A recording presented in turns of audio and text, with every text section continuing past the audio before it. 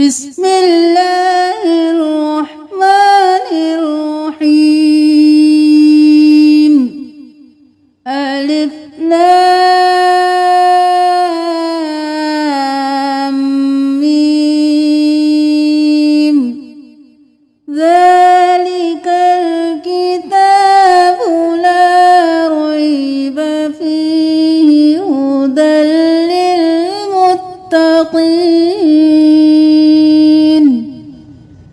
الذين يؤمنون بالغيب ويقيمون الصلاة ومما رزقناهم ينفقون والذين يؤمنون بما أنزل إليك وما أنزل من قبلك وبالآخرة هم يوقنون أولئك على هدى من ربهم وأولئك هم المفلحون. إن الذين كفروا سواء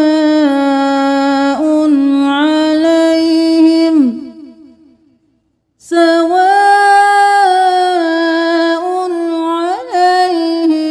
أأنذرتهم أم لم تنذرهم لا يؤمنون.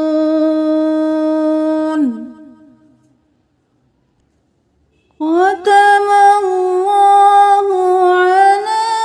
قلوبهم وعلى سمعهم وعلى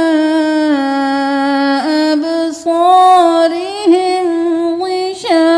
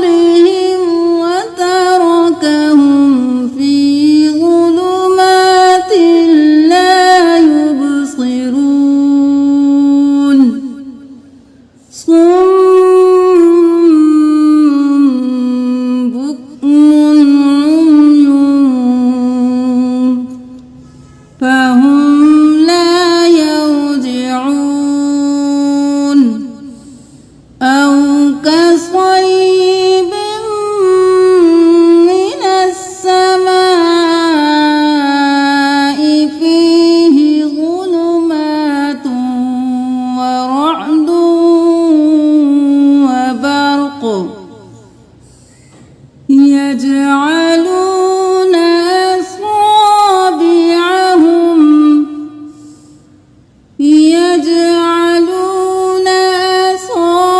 أصابعهم في آذانهم من الصواعق حذر الموت والله محيط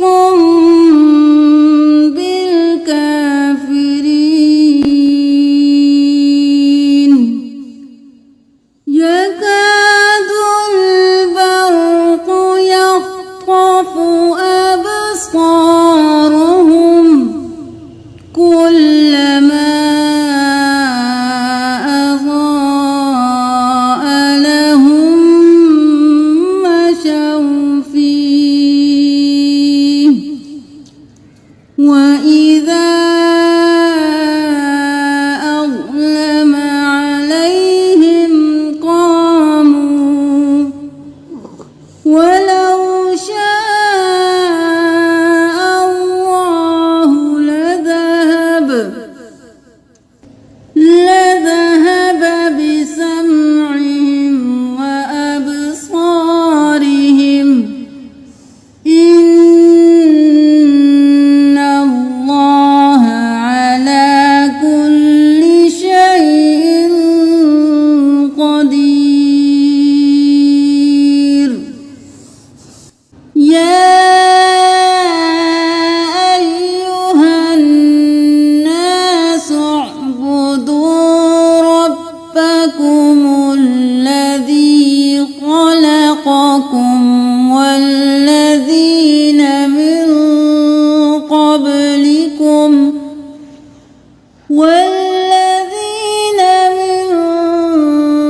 قبلكم لعلكم تتقون الذي جعل لكم الأرض فراشا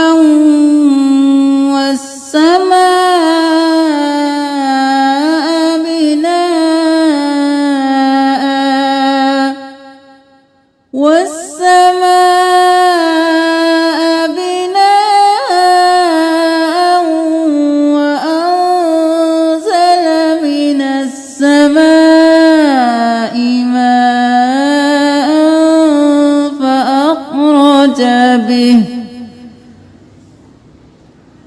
فأخرج به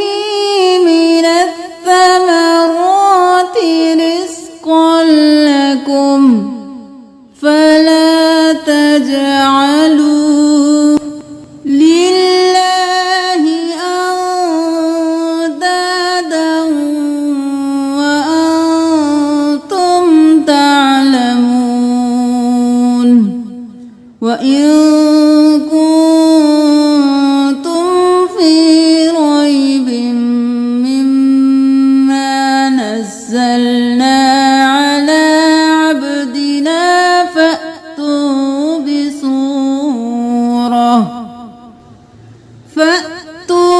بسورة من مثله وادعوا شهداءكم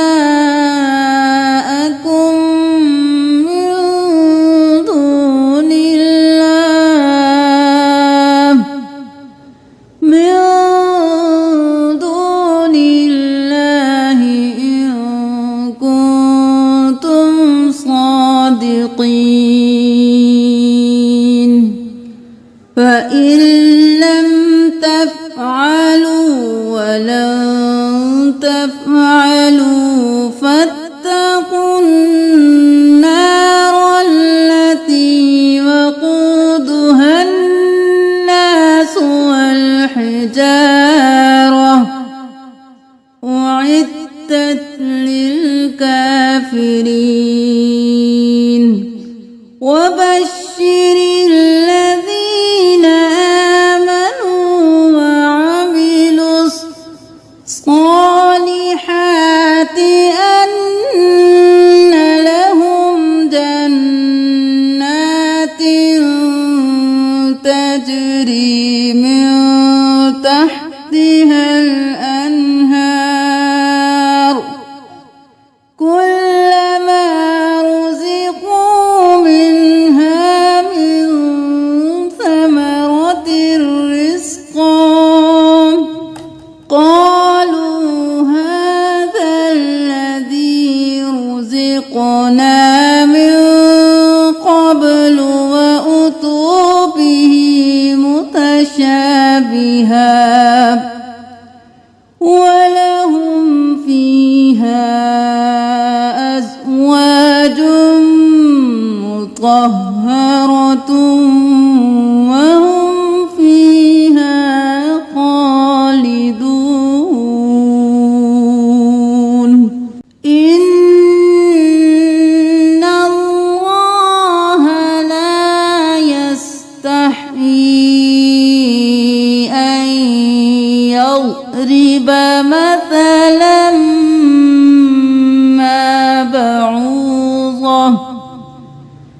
مثلا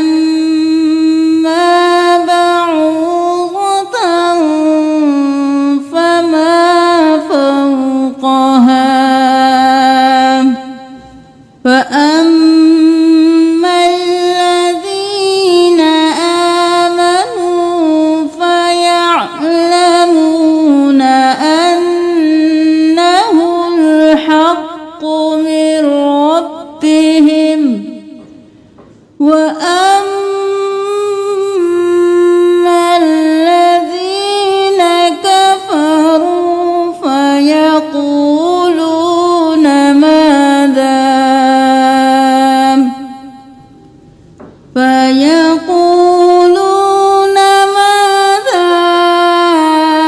أراد الله بهذا مثلا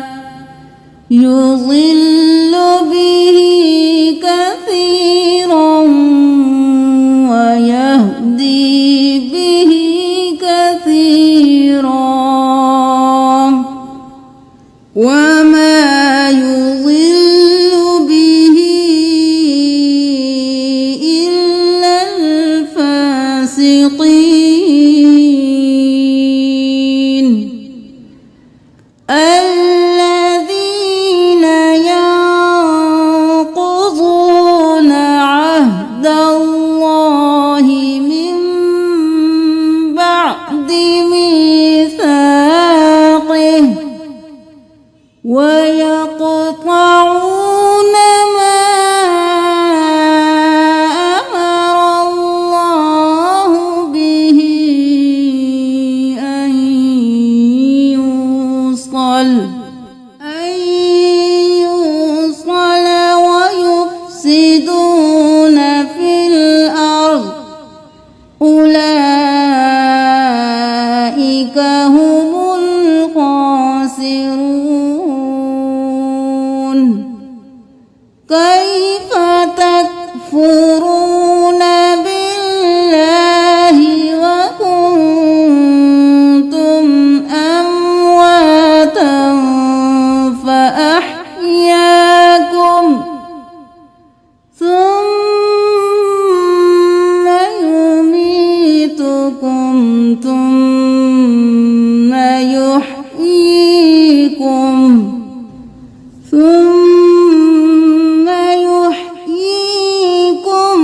ثم إليه ترجعون هو الذي خلق لكم ما في الأرض جميعا ثم استوى إلى السماء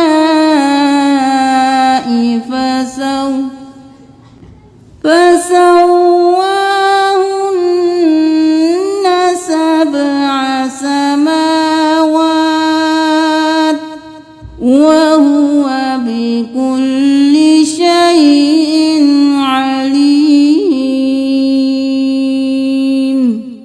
وإذ قال رب ربك للملائكة إني جاعل في الأرض خليفة قالوا أتجعله فيها من يفسد فيها ويسفك الدماء ونحن نسبح بحمدك ونقدس لك قال إني أعلم ما لا تعلمون وعلم آدم الأسماء كلها ثم عرضهم على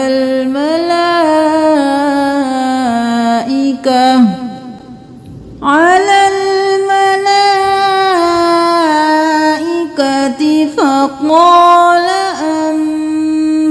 أنبئوني بأسماء هؤلاء إن كنتم صادقين قالوا سبحانك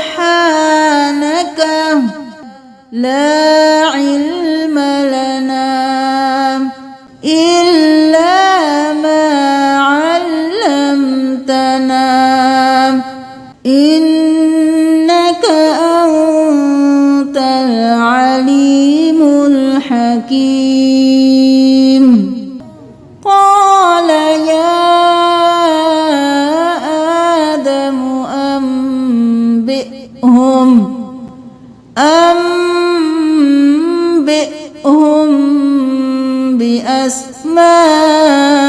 بأسمائهم فلما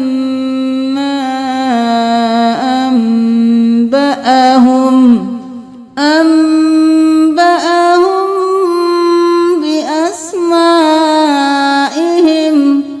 قال ألم أقل لكم إني أعلم غيب السماوات والأرض وأعلم ما تبدون وما كنتم تكتمون وإذ قلنا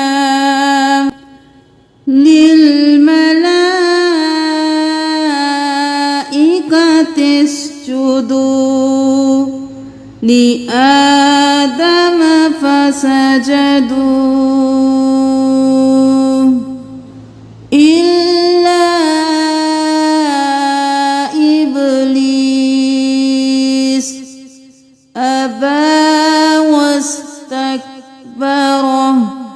وكان من الكافرين وقلنا يا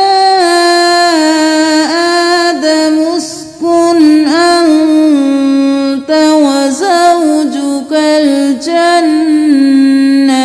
وكلا منها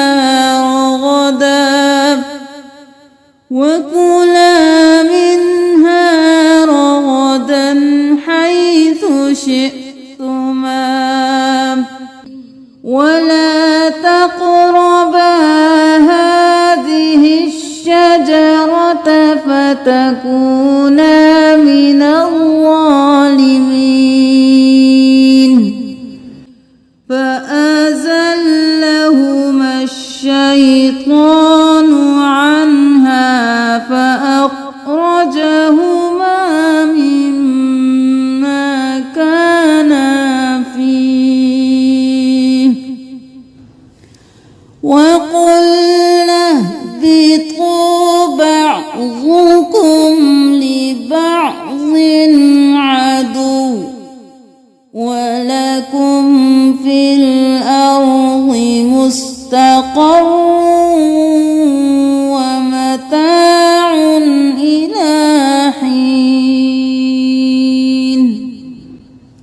فتلقى آدم من ربه كلمات فتاب عليه إنه هو التواب الرحيم قلنا اهبطوا منها جميعا فإما يأتينكم مني هدى فمن تبع هداي فلا خوف عليهم ولا هم يحزنون والذين كفروا وكذبوا بآياتنا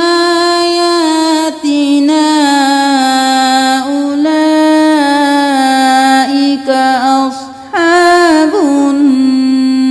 النار هم فيها خالدون يا بني إسرائيل اذكروا يا بني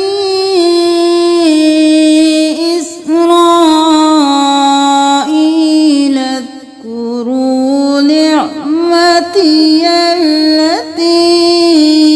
أنعمت عليكم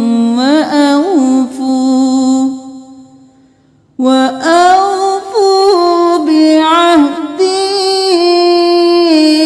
أوف بعهدكم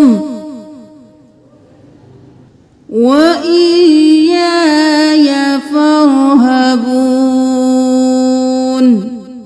وآمنوا بما أنزلت مصدقا لما معكم ولا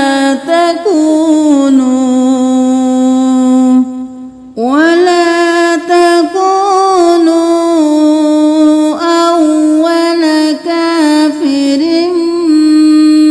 به ولا تشتروا بآياتي ثمنا قليلا وإياي فاتقون ولا تلبسوا الحق بالباطل وتكتموا الحق وأنتم تعلمون وأقيموا الصلاة وآتوا الزكاة واركعوا مع الراكعين أتأمرون الناس بالبر وتنسون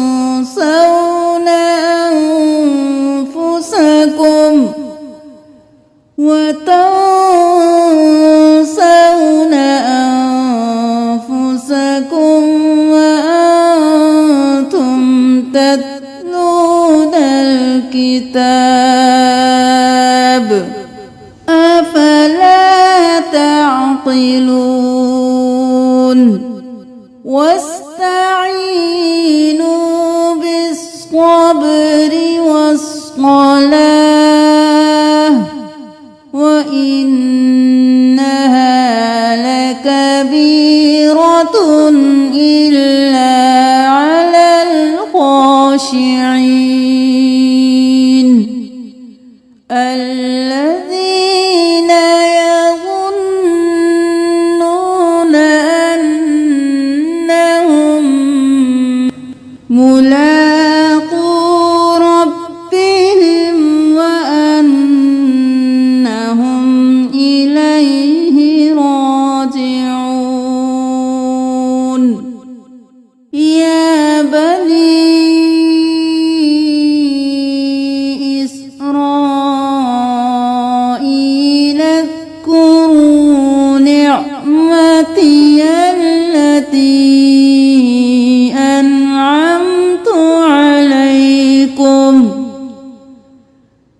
أنعمت عليكم وأني فضلتكم على العالمين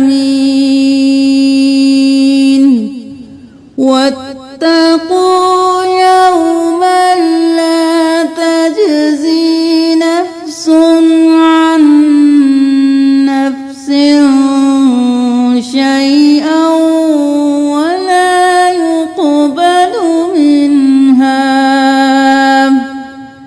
ولا يقبل منها شفاعة ولا يؤخذ منها عدل ولا هم ينصرون وإذ نجيناكم من آل فرعون يسومونكم سوء العذاب يذبحون أبناءكم ويستحيون نساءكم وفي ذلكم بلاء من ربكم عظيم وإذ فرقنا بكم البحر فأنجيناكم وأغرقنا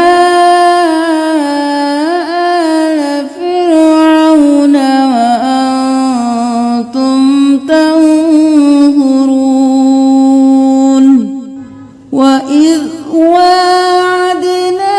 موسى 40 ليلة ثم اتخذتم العجل من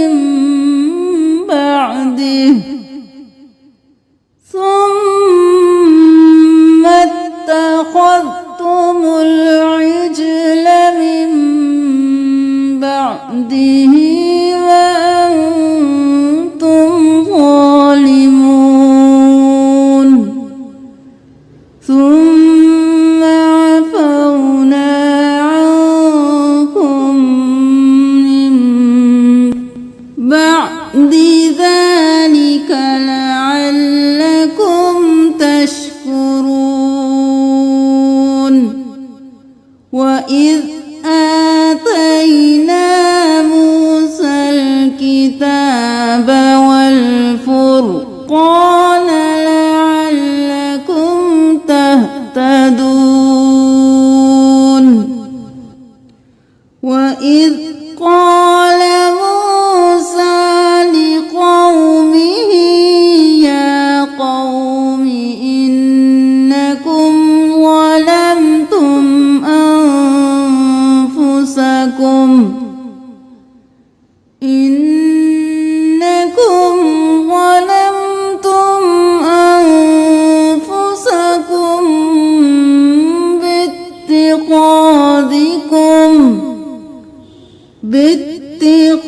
باتخاذكم العجل فتوبوا إلى بارئكم فاقتلوا أنفسكم ذلكم خير لكم عند بارئكم فتاب عليكم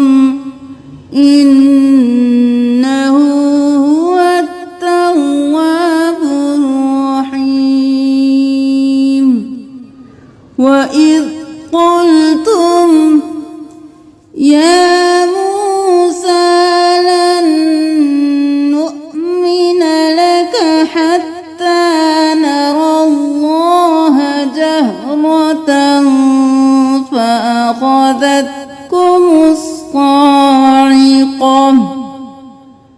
فأخذتكم الصاعقة وأنتم تنظرون ثم بعثناكم من بعد موتكم لعلكم تشكرون وظللنا عليكم الغمام وأنزلنا عليكم المن والسلوى كلوا من طيبات ما رزقناكم وما ظلمونا ولكن كانوا أنفسهم يظلمون وإذ قلنا ادخلوا هذه القرية فكلوا منها حيث شئتم رغدا وادخلوا الباب سجدا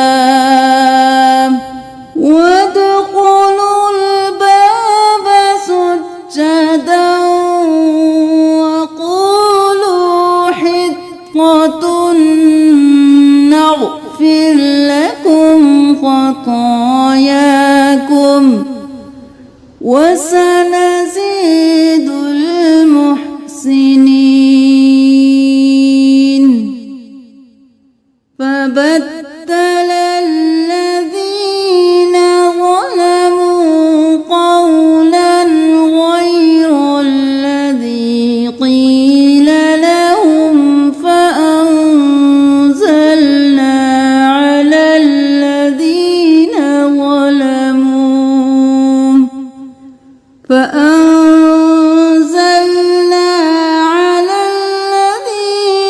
ظلموا رجزا من السماء بما كانوا يفسقون وإذ استسقى موسى لقومه فقلنا اضرب بعصاك الحجر فانفجرت منه 12 عينا قد علم كل أناس مشربهم كلوا واشربوا من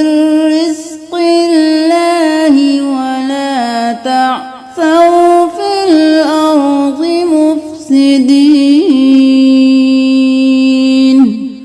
وإذ قلتم يا موسى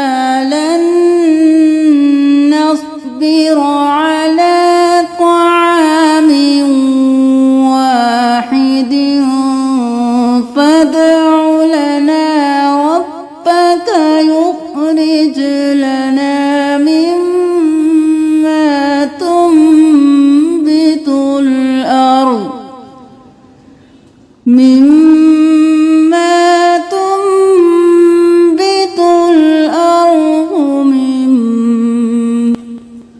بقلها وقثائها وفومها وعدسها وبصلها قال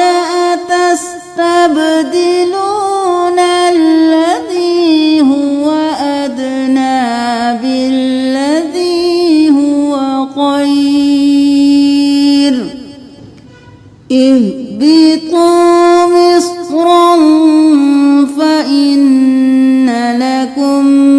ما سألتم وضربت عليهم الذلة والمسكنة وباءوا بغضب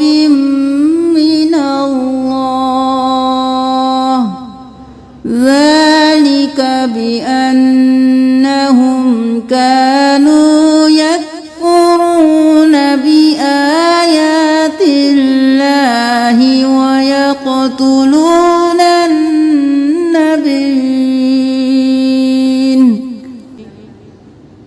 ويقتلون النبيين بغير الحق ذلك بما عصوا وكانوا يعتدون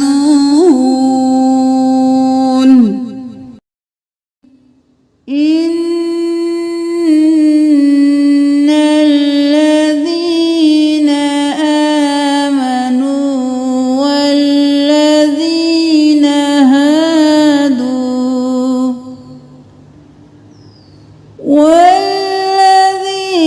هادوا والنصارى والصابئين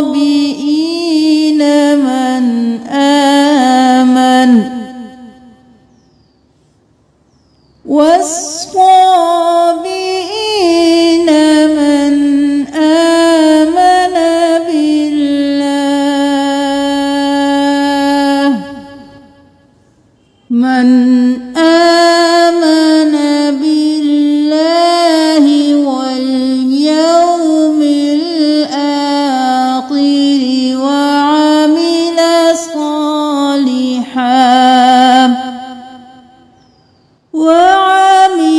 صالحا فلهم أجرهم عند ربهم ولا خوف عليهم ولا هم يحزنون وإذ أخذنا ميثاقكم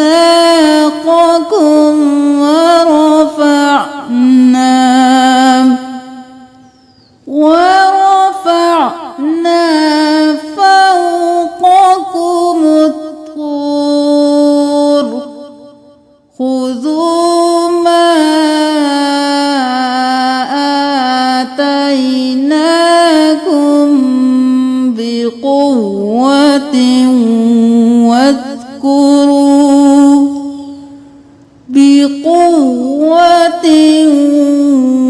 واذكروا ما فيه لعلكم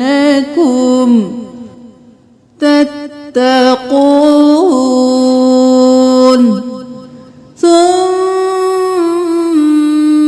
توليتم من بعد ذلك فلولا فضل الله عليكم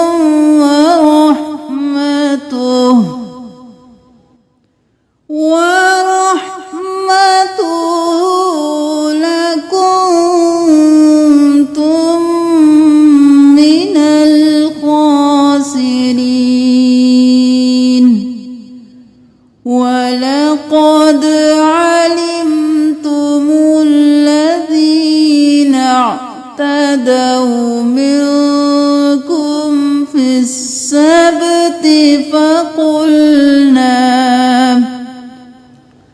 فقلنا لهم كونوا قردة خاسئين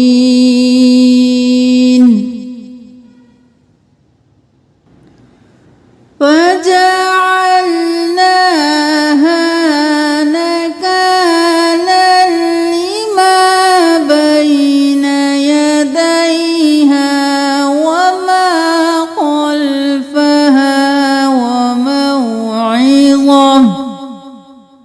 وما خلفها وموعظة للمتقين. وإذ قال موسى لقومه إن الله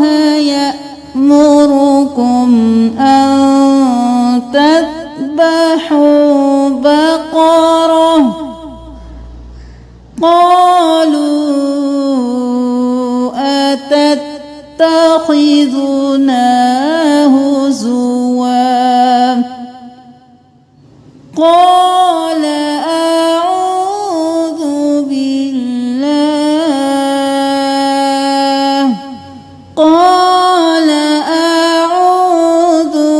بالله أن أكون من الجاهلين.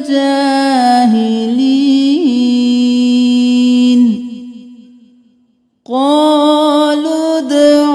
لنا ربك يبين لنا ما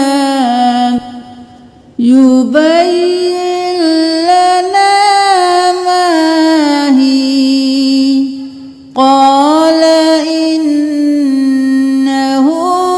يقول إنها بقرة لا فارض ولا بكر عوان بين ذلك فافعلوا ما تؤمرون.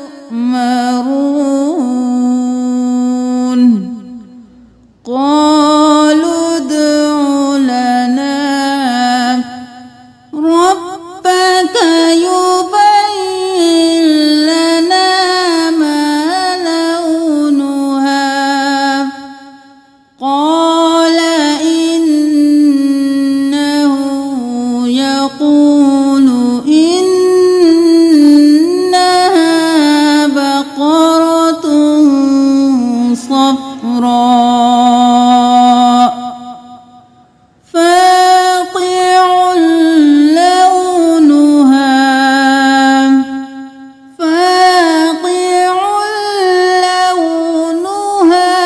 تسر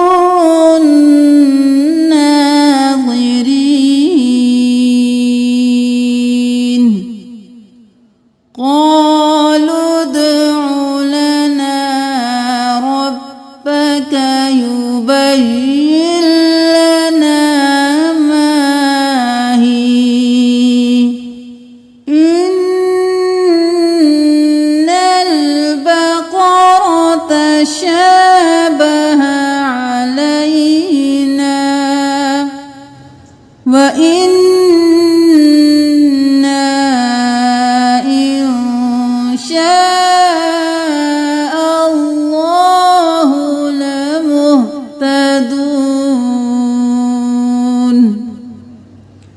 قال إنه يقول إنها بقرة لا ذلول. إنها بقرة لا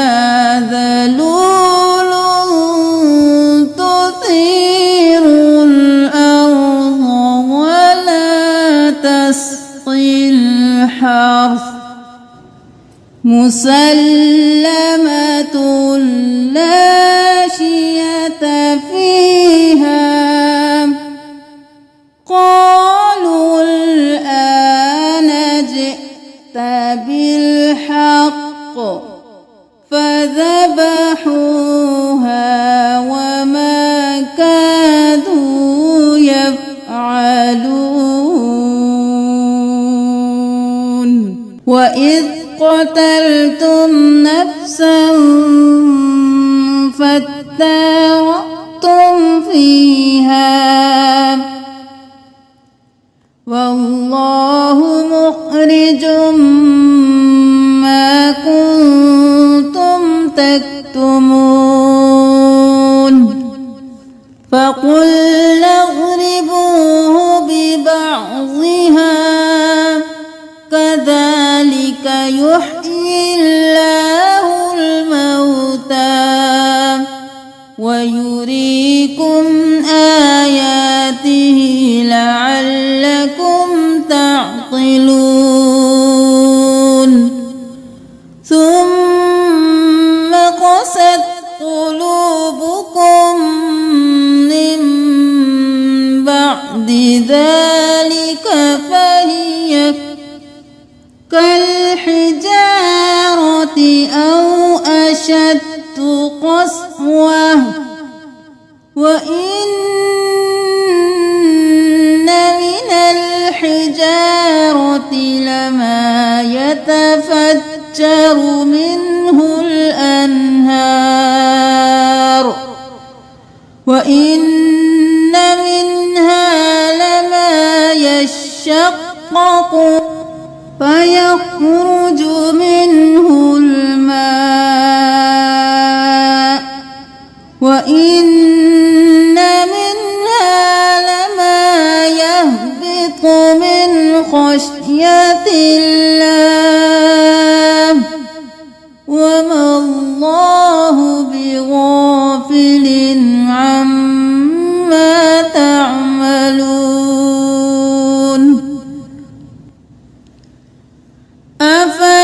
أفتطمعون أن يؤمنوا لكم وقد كان فريق منهم يسمعون كلام الله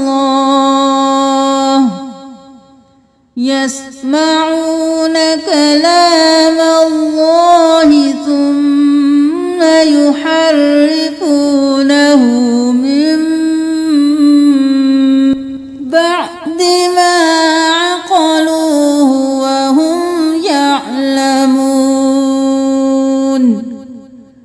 وإذا لقوا الذين آمنوا قالوا آمنا وإذا خلا بعضهم إلى بعض قالوا أتحدثونهم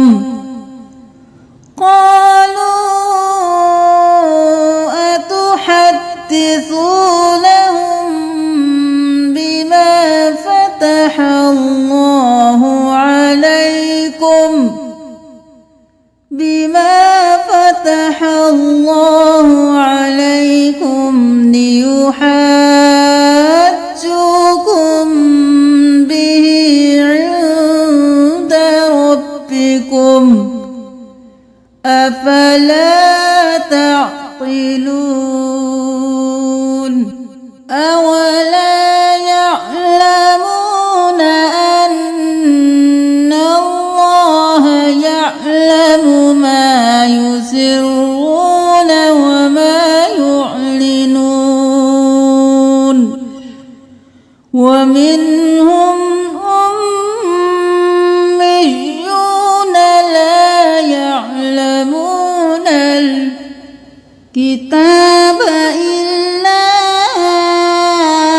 أماني وإن هم إلا يظنون فويل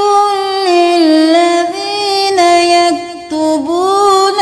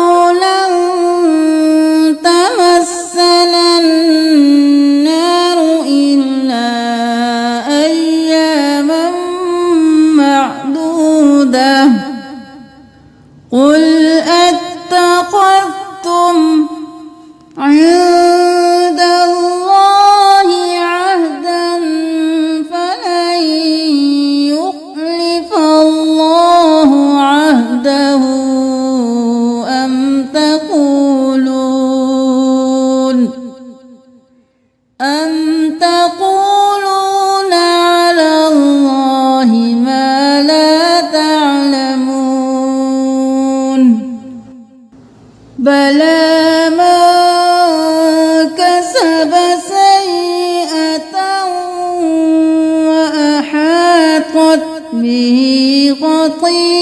خطيئته وأحاطت به خطيئته فأولئك أصحاب النار هم فيها خالدون والذين آمنوا وعملوا الصالحات أولئك أصحاب الجنة هم فيها خالدون وإذ أخذنا ميثاق بني إسرائيل لا تعبدون إلا الله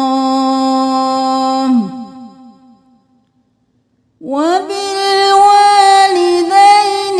إحسانا وذي القربى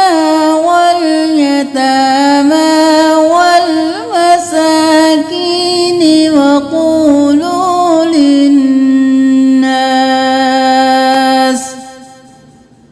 وقولوا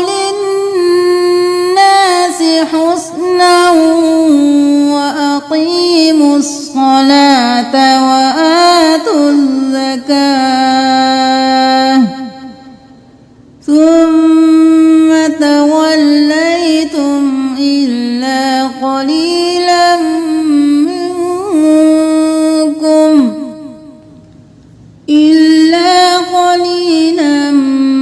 منكم وأنتم معرضون وإذ أخذنا ميثاقكم لا تسفكون دماءكم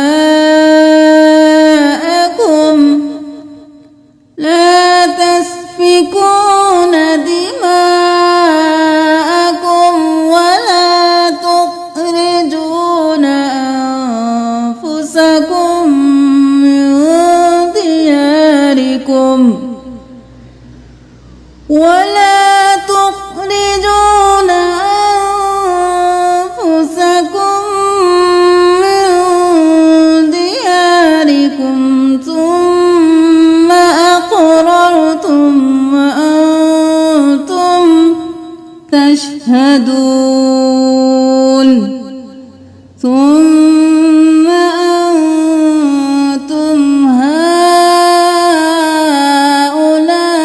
هؤلاء تقتلون أنفسكم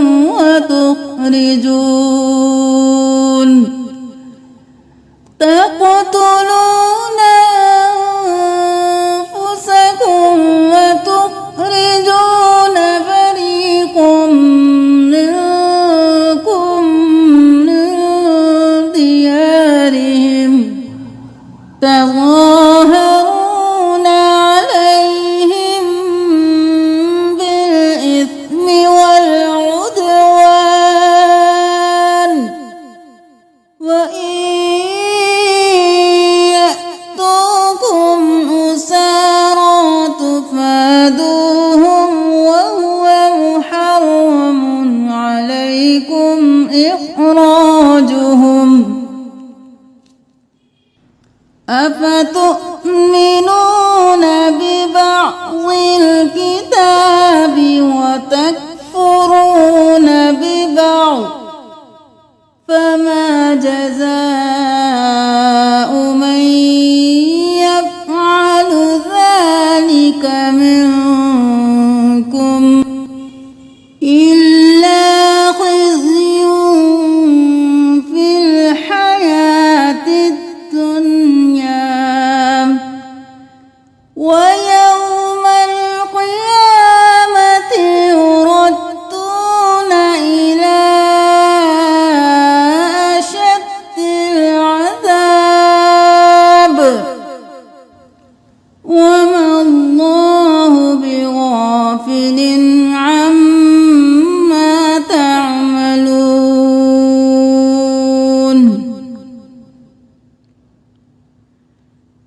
أولئك الذين اشتروا الحياة الدنيا بالآخرة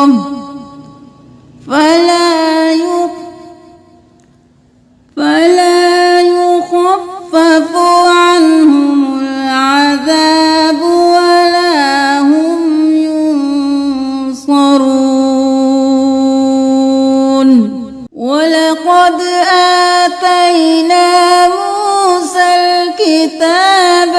وقفينا من بعده بالرسل وآتينا عيسى ابن مريم البينات وأيدناه بروح القدس أفكلما جاءكم رسول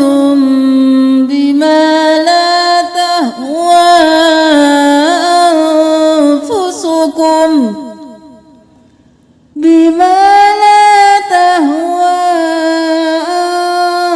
أنفسكم استكبرتم ففريقا كذبتم وفريقا تقتلون وقالوا قلوبنا غلف بل لعنهم الله بكفرهم فقليلا ما يؤمنون ولما جاءهم كتاب من عند الله مصدق لما معهم وكانوا من قبل يستفتحون على الذين كفروا فلما جاءهم ما عرفوا كفروا به فلعنة الله على الكافرين بئس ما اشتروا به أنفسهم أن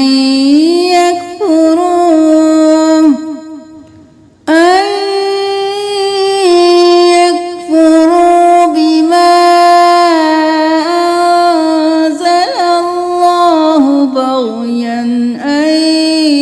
ينزل الله من فضله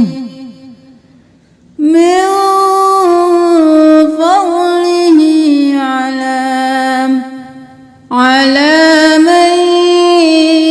يشاء من عباده فباءوا بغضب على غضب وللكافرين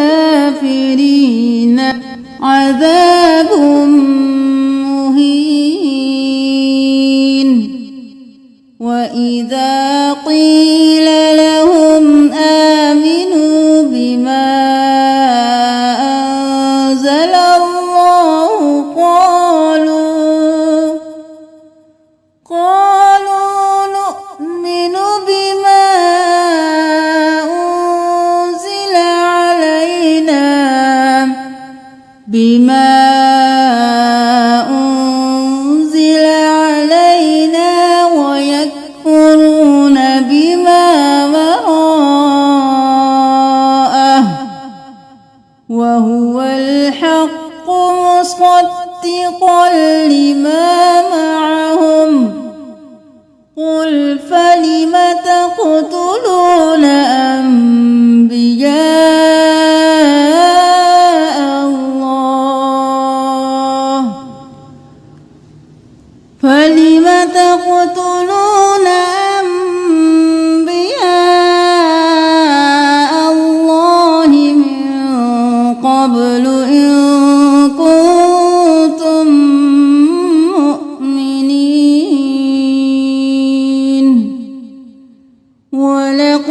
جاءكم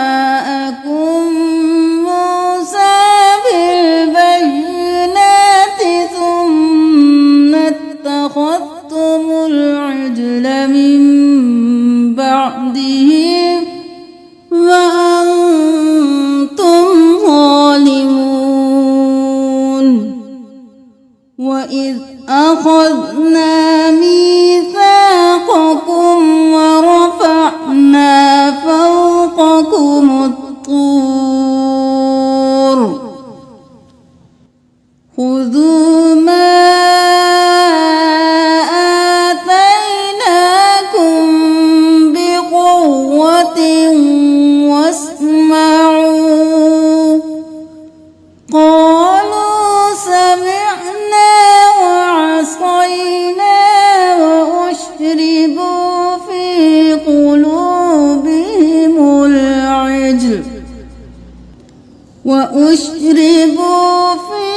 قلوبهم العجل بكفرهم قل بئس ما يأمركم به إيمانكم إن كنتم مؤمنين قل إن كانت لكم الدار الآخرة عند الله خالصة من دون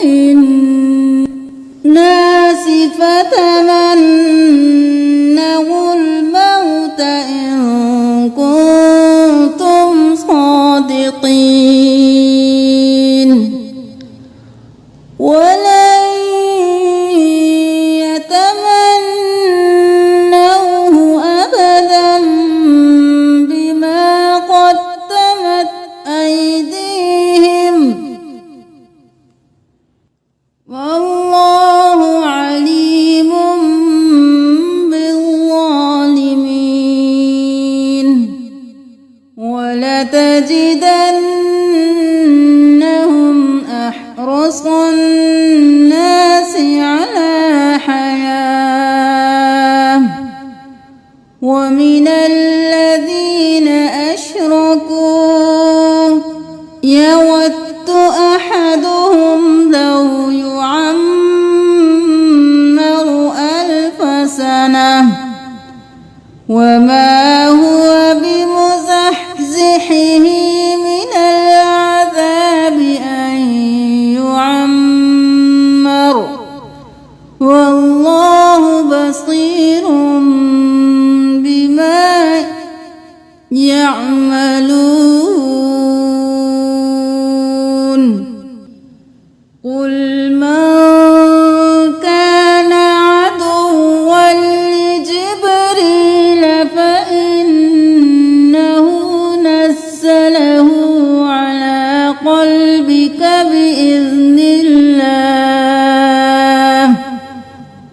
بإذن الله مصدقا لما بين يديه وهدى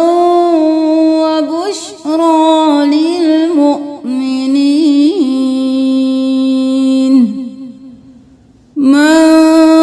كان عدوا لله وملائكته ورسله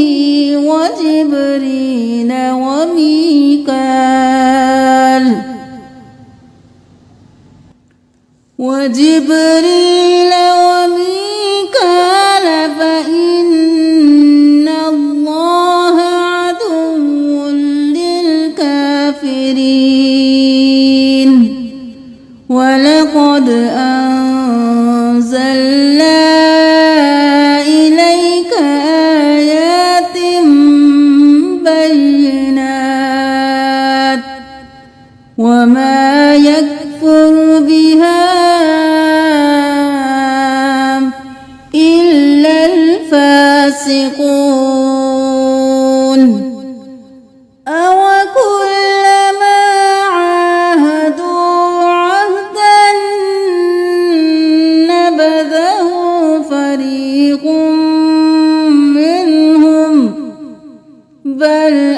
أكثرهم لا يؤمنون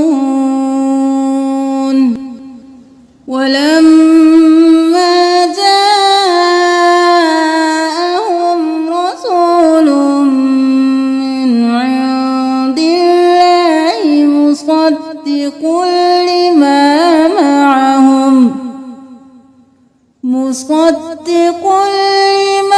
معهم نبذ فريق من الذين أوتوا كتاب الله وراء ظهورهم كأنهم لا يعلمون واتبعوا ما تتلو الشياطين على ملك سليمان وما كفر سليمان ولكن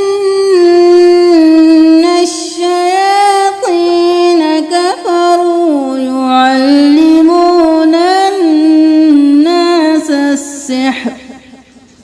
وما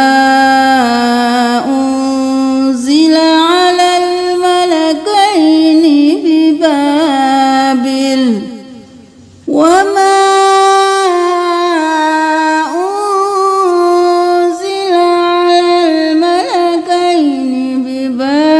هاروت وماروت وما يعلمان من أحد حتى يقولا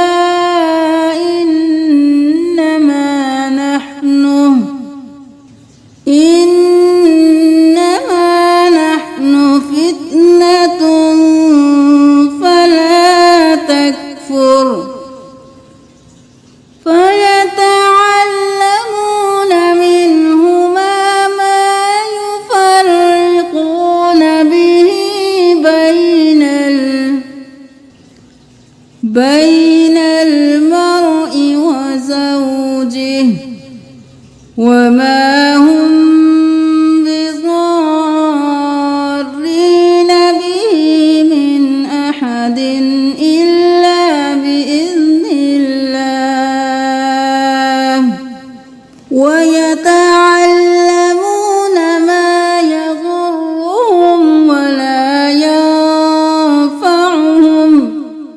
ولقد علموا لمن اشتراه ما له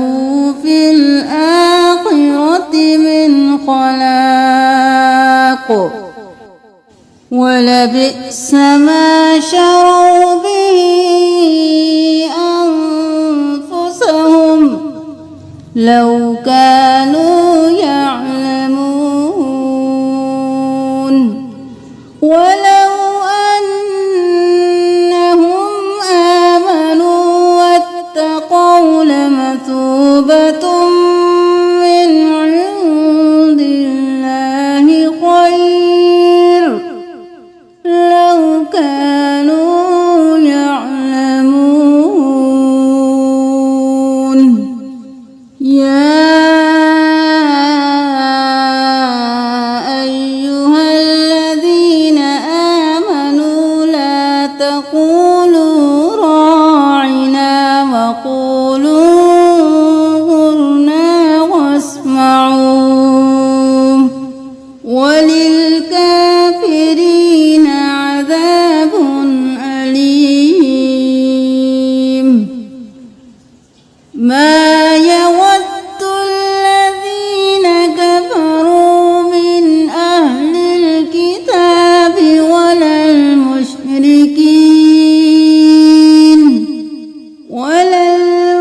المشركين أن ينزل عليكم من خير من ربكم والله يختص برحمته من يشاء والله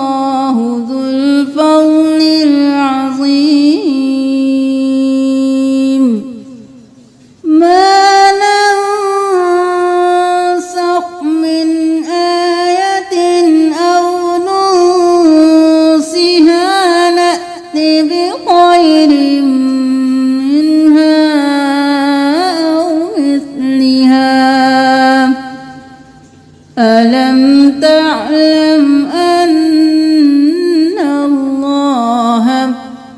على كل شيء قدير ألم تعلم أن الله له ملك السماوات والأرض وما لكم من دون الله من ولي ولا نصير أم تريدون أن تسألوا رسولكم كما سئل موسى من قبل ومن يتبدل الكفر بالإيمان فقد ضل سواء السبيل ود كثير من أهل الكتاب لو يردونكم من بعد إيمانكم كفارا حسدا من عند أنفسهم من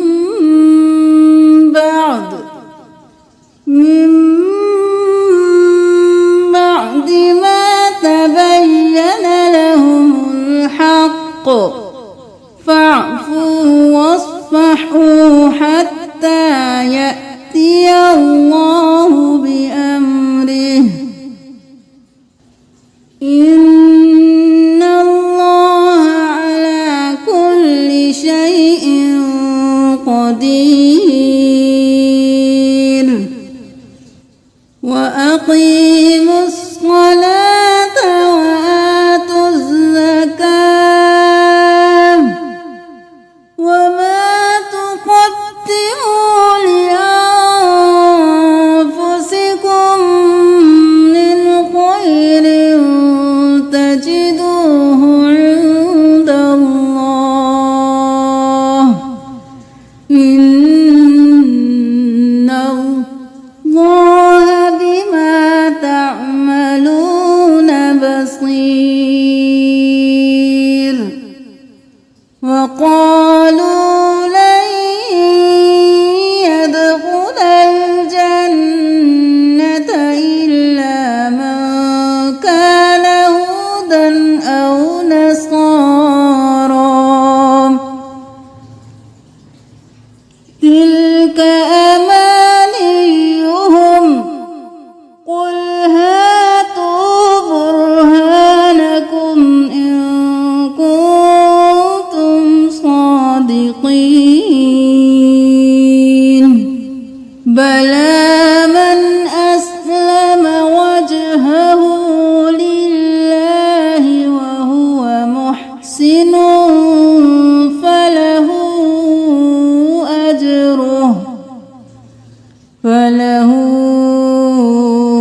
أجره عند ربه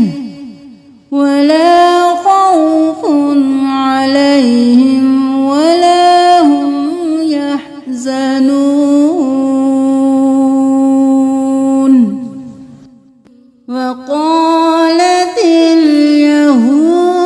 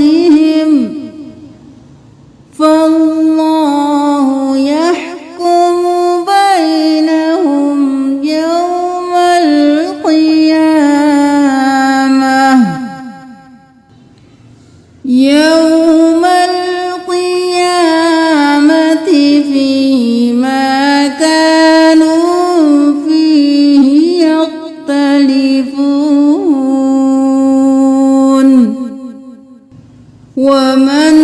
أظلم ممن منع مساجد الله أن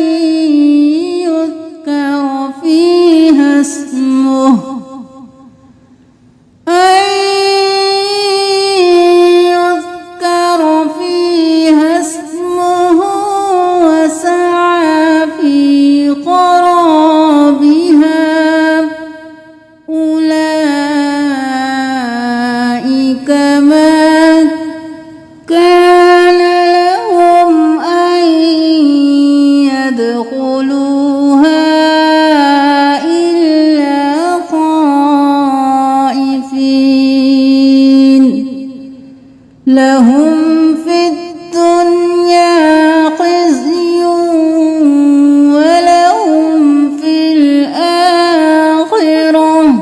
ولهم في الآخرة عذاب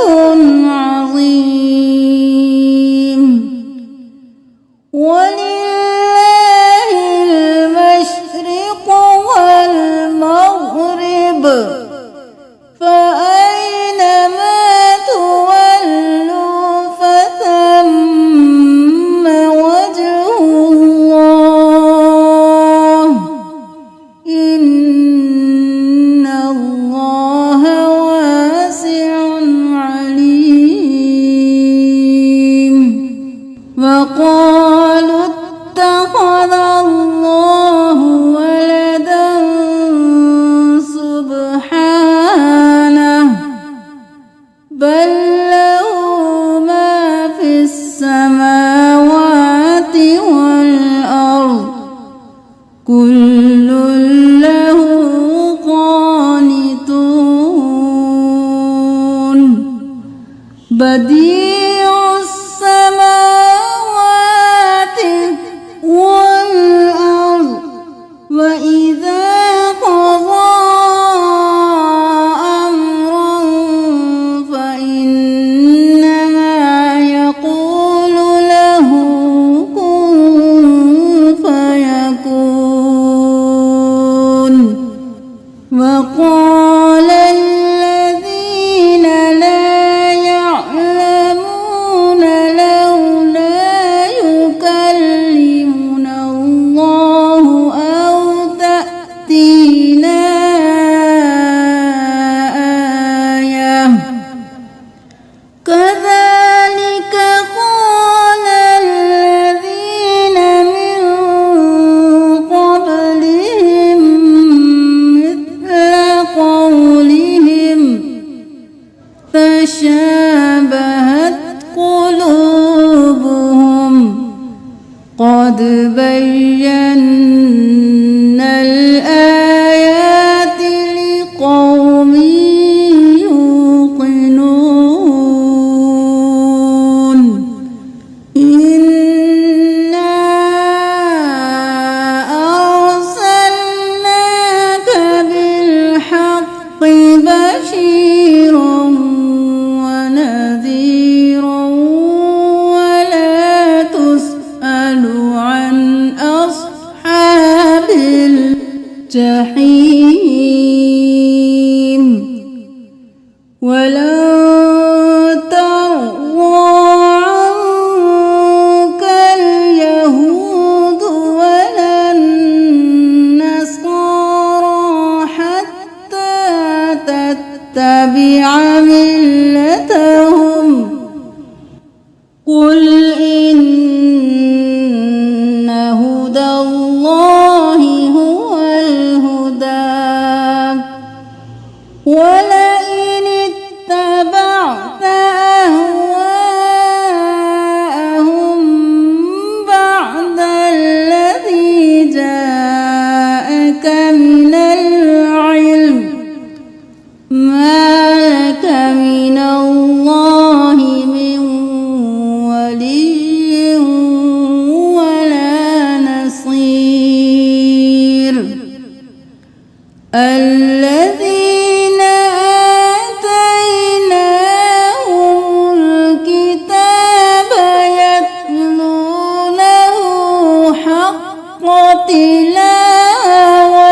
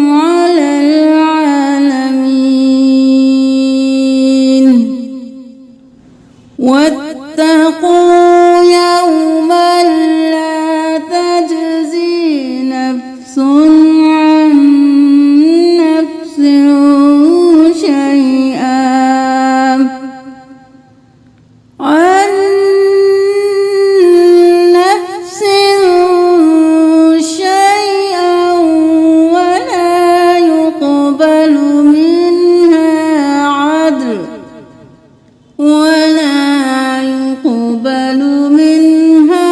عدل ولا تنفعها شفاعة ولا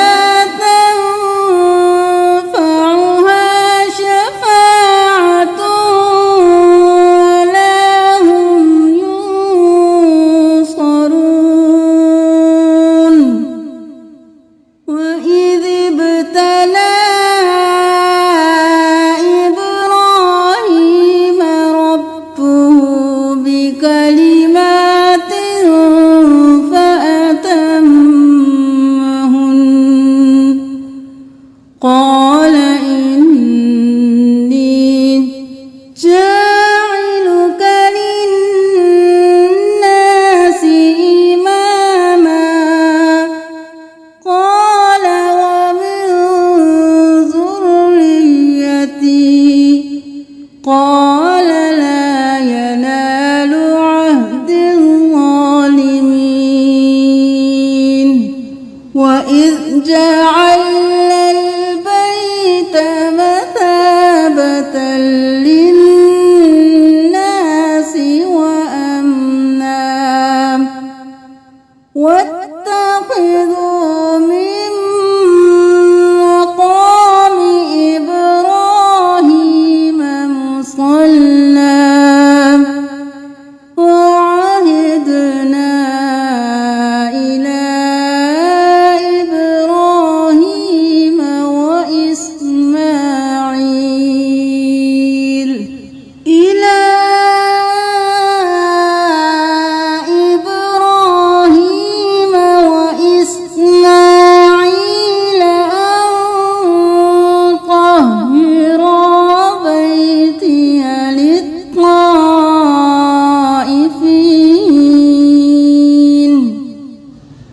بيتي للطائفين والعاكفين والركع السجود وإذ قال إبراهيم رب اجعل هذا بلدا آمنا وارزق أهله من الثمرات من آمن منهم بالله واليوم الآخر قال ومن كفر فأمتعه قليلا ثم أضطره إلى عذاب النار وبئس المصير وإذ يرفع إبراهيم القواعد من البيت وإسماعيل ربنا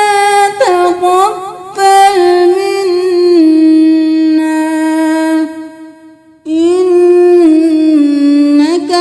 أنت السميع العليم ربنا واجعلنا مسلمين لك ومن ذريتنا أمة مسلمة لك وأرنا مناسكنا وتب علينا إنك أنت التواب الرحيم ربنا وابعث فيهم رسولا منهم يتلو عليهم آياتك ويعلمهم الكتاب ويعلمهم الكتاب والحكمة ويزكيهم إنك أنت العزيز الحكيم. ومن يرغب عن ملة إبراهيم إلا من سفه نفسه ولقد اصطفيناه في الدنيا وإنه في الآخرة لمن الصالحين إذ قال له ربه أسلم قال أسلمت لرب العالمين. ووصى بها إبراهيم بنيه ويعقوب يا بني إن الله اصطفى لكم الدين فلا تموتن إلا وأنتم مسلمون. أم كنتم شهداء إذ حضر يعقوب الموت إذ قال لبنيه ما تعبدون من بعدي قالوا نعبد إلهك وإله آبائك إبراهيم وإسماعيل وإسحاق إلها واحدا ونحن له مسلمون. تلك أمة قد خلت لها ما كسبت ولكم ما كسبتم ولا تسألون عما كانوا يعملون. وقالوا كونوا هودا أو نصارى تهتدوا قل بل ملة إبراهيم حنيفا وما كان من المشركين. قولوا آمنا بالله وما أنزل إلينا وما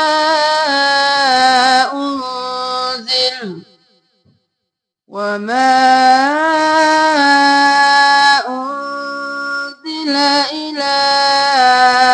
إبراهيم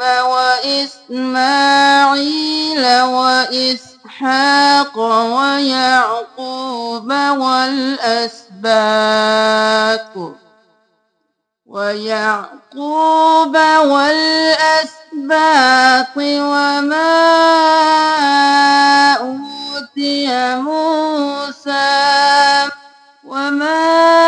أوتي موسى وعيسى وما أوتي النبيون من ربهم لا نفرق بين أحد منهم ونحن له مسلمون فإن آمنوا بمثل ما آمنتم به فقد اهتدوا وإن تولوا فإنما